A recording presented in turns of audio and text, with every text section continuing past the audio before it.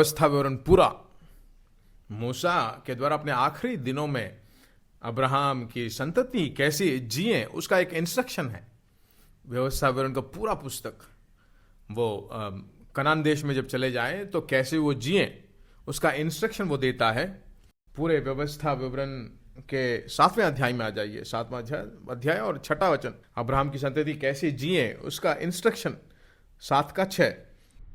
क्योंकि तू अपने परमेश्वर यहोवा की पवित्र प्रजा का मतलब अलग किया गया एक जाति, यहोवा ने पृथ्वी भर के सब देशों के लोगों में से तुझको चुन लिया है कि तू उसकी प्रजा और निज धन ठहरे। उसका निज धन ठहरने के लिए उसकी प्रजा के रूप में चुन लिया है।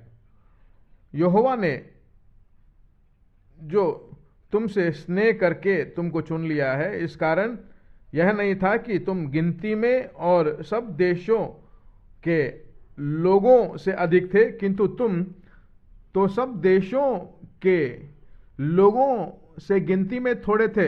यहोवा ने जो तुमको बलवंत हाथ के द्वारा दासत्व के घर में से और मिस्र के राजा फिरौन के हाथ से छुड़ाकर निकाल लिया। आप जो है बहुत बड़ी जाति हो, बहुत बड़े लोग हो, ऐसा इसलिए नहीं चुना। किस लिए उसने चुना? तुम पर जो प्रेम रखा उससे भी बढ़कर अब्राहम के साथ जो वाचा उसने बांधा था उसको सुरक्षित रखना है। अब्राहम से परमेश्वर ने एक शपथ खाई थी ना, एक वाचा बांधा था ना, उस शपथ को, उस वाचा को जो है पूरा करने के लिए दरिद्रता से तुम्हें बाहर लेकर आए। परमेश्वर का मन कहां पे है? उस कवनेंट में है। परमेश्वर ने वाचा बांधा है ना, मसीह ईसे के द्वारा हमसे बांधा है ना। आज वे जैसे वो उस दिन फिरौन के हाथों में थे, हम शैतान के हाथों में थे, वे गुलामी पे थे, हम दरिद्रता में थे।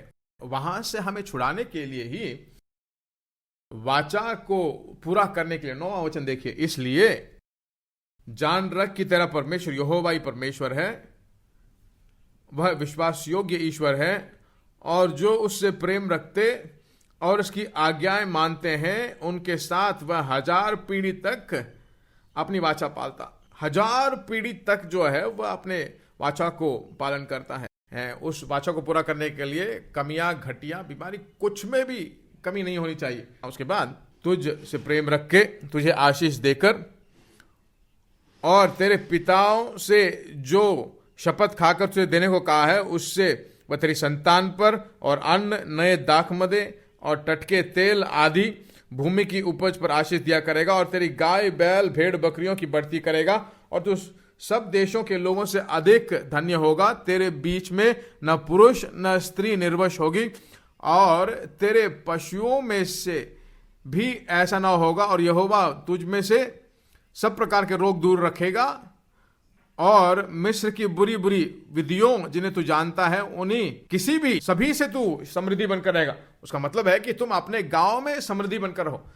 कलीसिया में सबसे जाके समृद्धि नहीं, बल्कि तुम्हारे गांव में जो लोग परमेश्वर को नहीं जानते उनके लोगों के बीच में आप ही धनवान बनकर रहे। जिस गली में आप रहते हो उस गली में आप ही टॉप होंगे, आप ही चंगाई के साथ होंगे, सभी लोगों से बढ़कर तुम आशीषित होंगे और बीमारी नहीं होगी। यही 3 यूहन्ना 2 में बताता है, हे मेरे प्रिय, जैसे तो आत्मिक उन्नति कर रहा है वैसे सभी बातों में भलिया चंगा और उन्नति का पाता रहे। कहता है कि ना पुरुष न स्त्री निर्वश होगे, पशुओं में भी ऐसा ही कोई ना होगा। पर अब्राहम की आशीष में एक बात, तो बच्चे होंगे, चंगाई होगी, भरपूरी होगी, सभी लोगों में टॉप बनकर रहेंगे।